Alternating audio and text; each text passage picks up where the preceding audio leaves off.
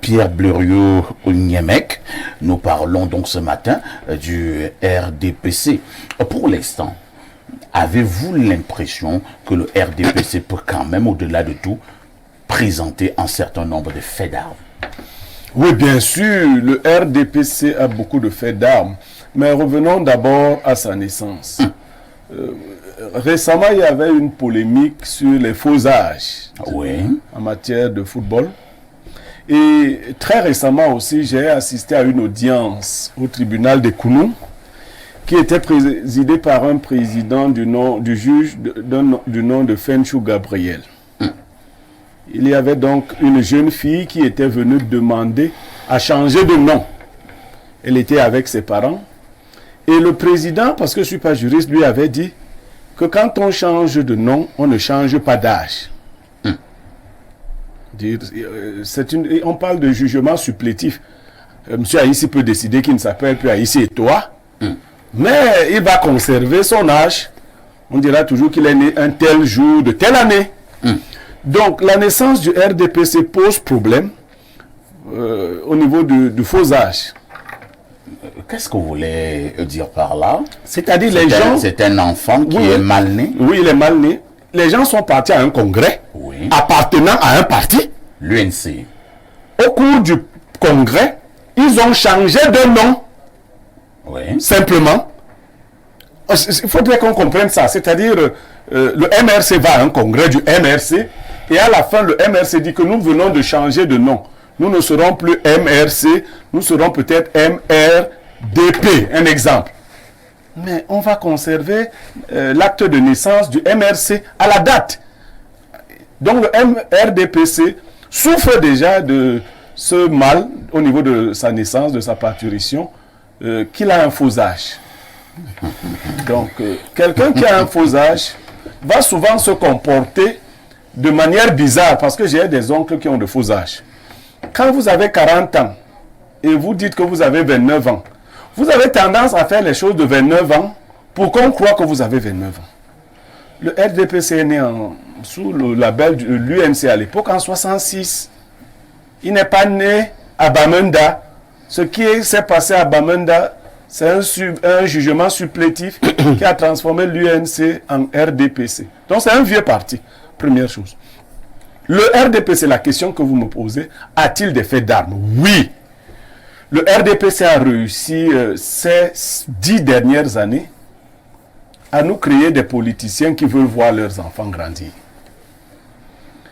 À pousser un recul inimaginable des libertés publiques.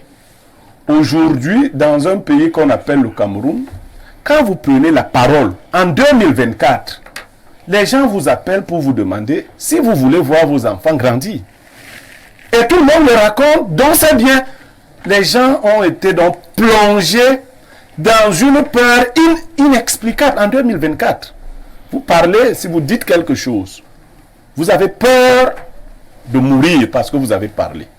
Le RDPC, suivant les statistiques de M. Bidima, bon, soit dit en passant, je lui ai demandé en offre de me corrompre, chose qu'il n'a pas faite. Maintenant, cela signifie que vous-même vous êtes dangereux. Donc maintenant, il va donc subir le manque de corruption. Il dit que le RDPC a 140 000 cellules de base. Mon Dieu, c'est bien le chiffre qu'on a suivi ici.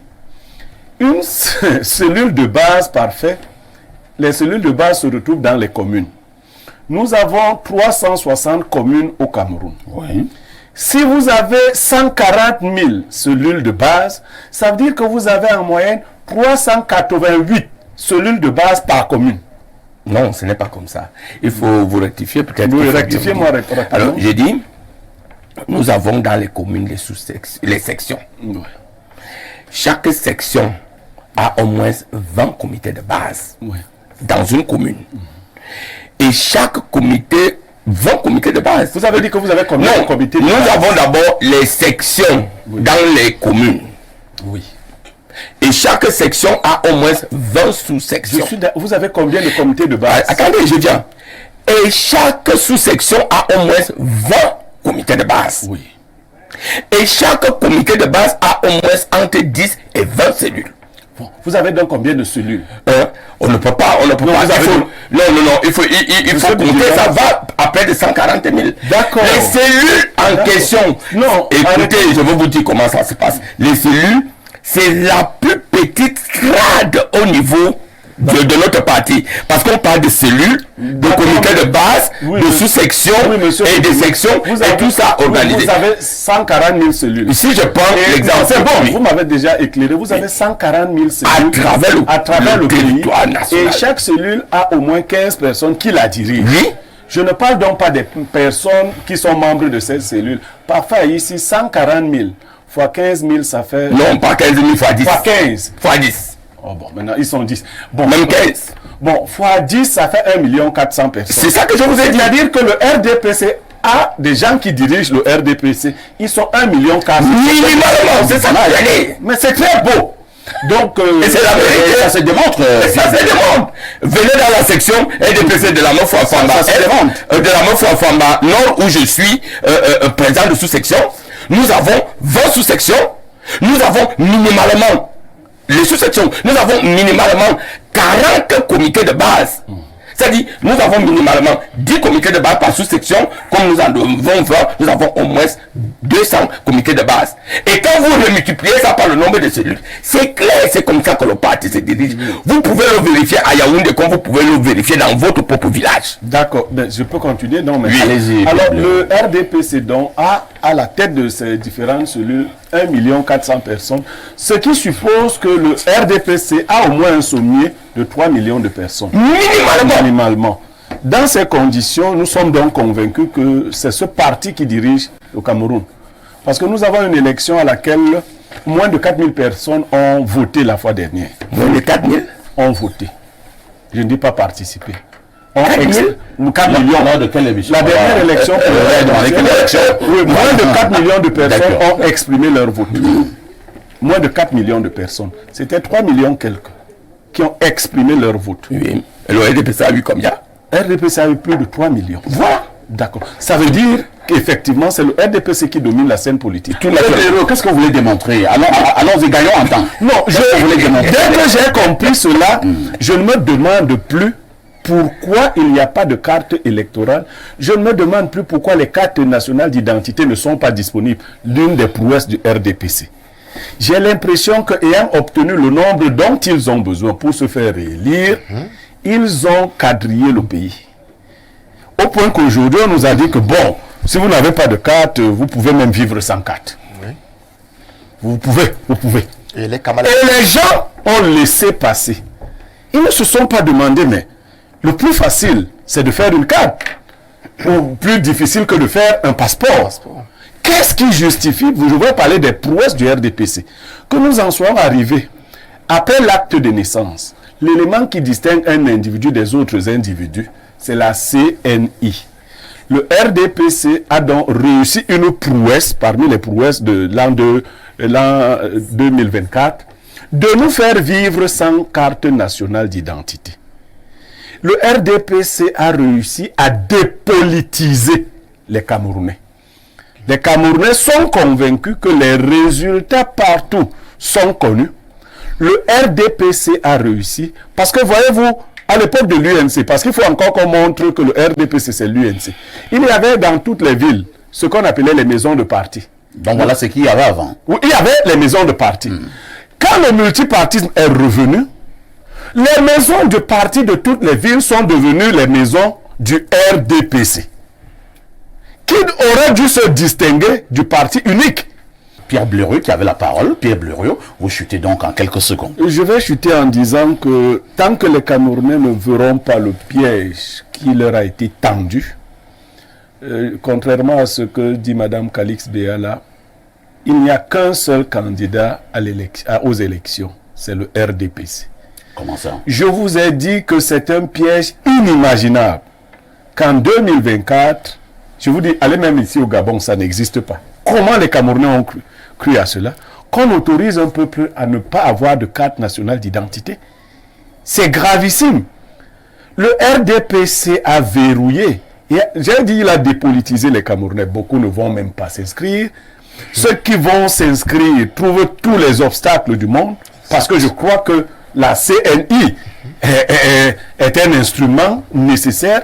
Et donc moi, je croyais que c'était un dysfonctionnement de l'administration.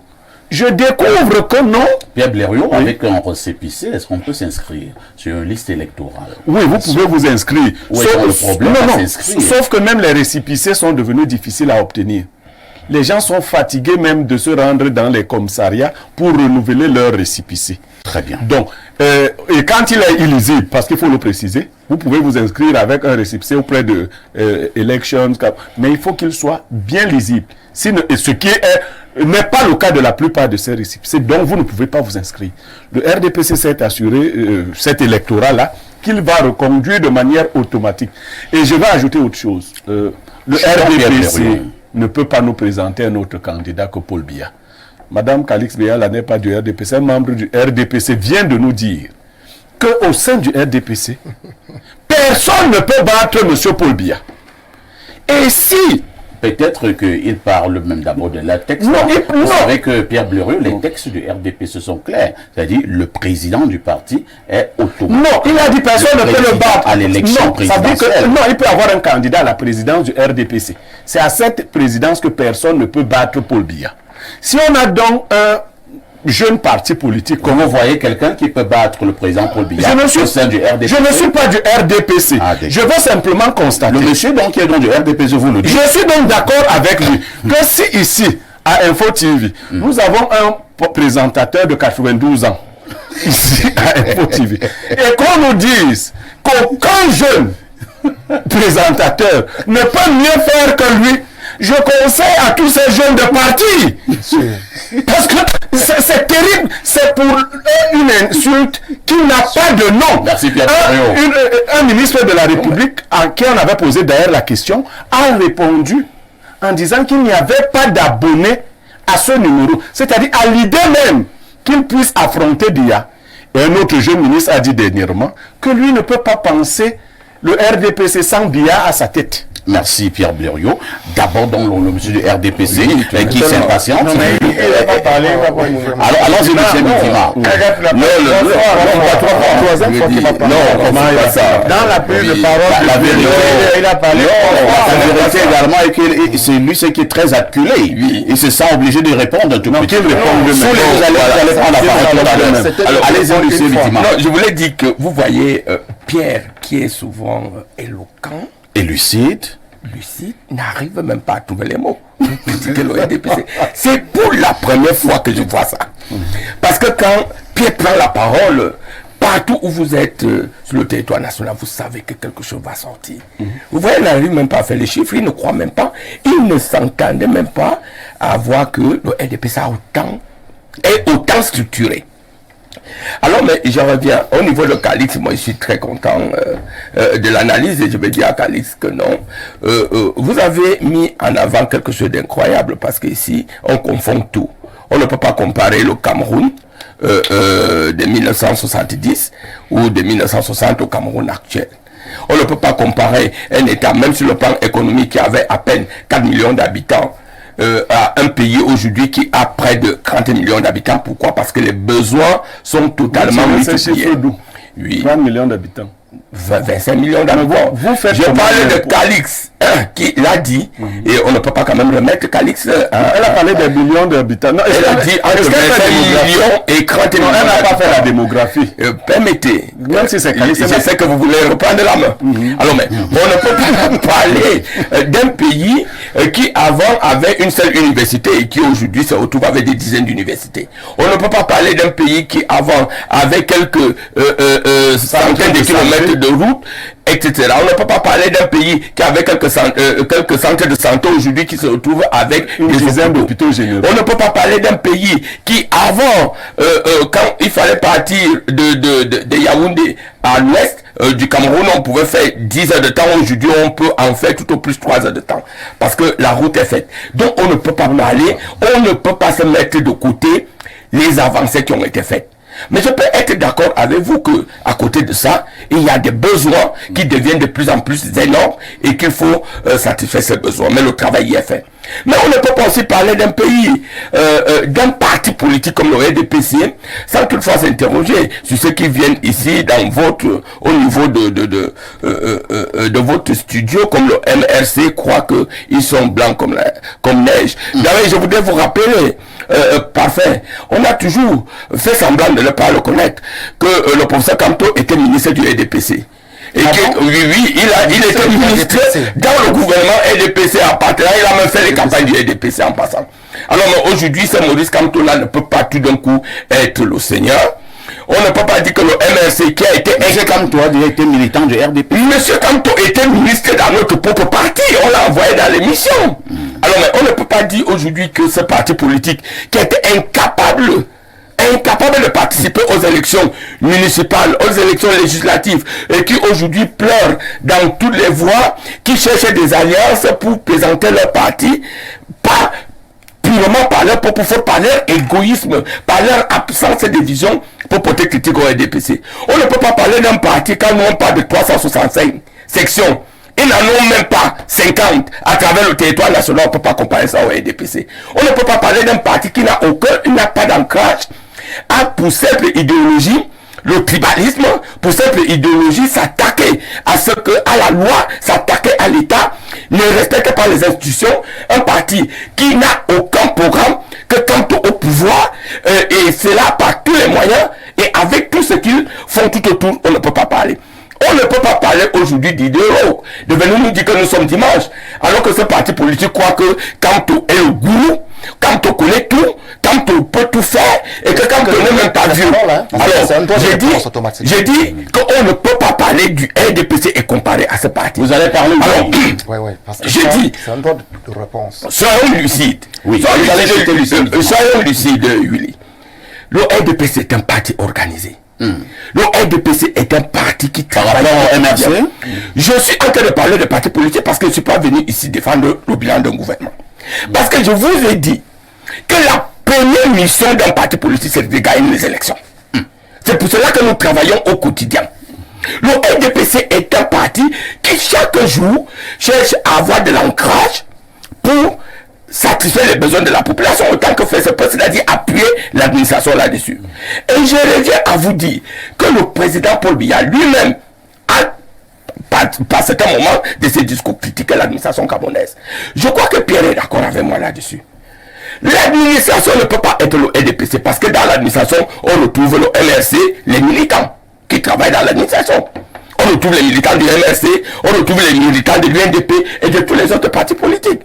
Vous ne pouvez pas, quand un administrateur civil, ou quand un TPG, ou je ne sais pas, un contrôleur des impôts, prend un acte, dit que c'est forcément l'acte du RDPC.